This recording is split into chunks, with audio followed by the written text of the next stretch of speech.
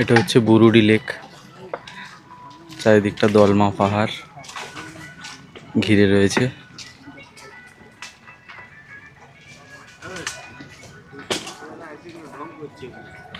আকাশটা কি সুন্দর লাগছে।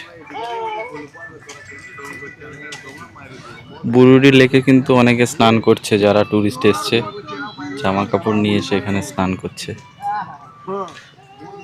এখানে বোটিংও করার ব্যবস্থা রয়েছে, ফ্যামিলি নিয়ে বোটিং করা যাবে।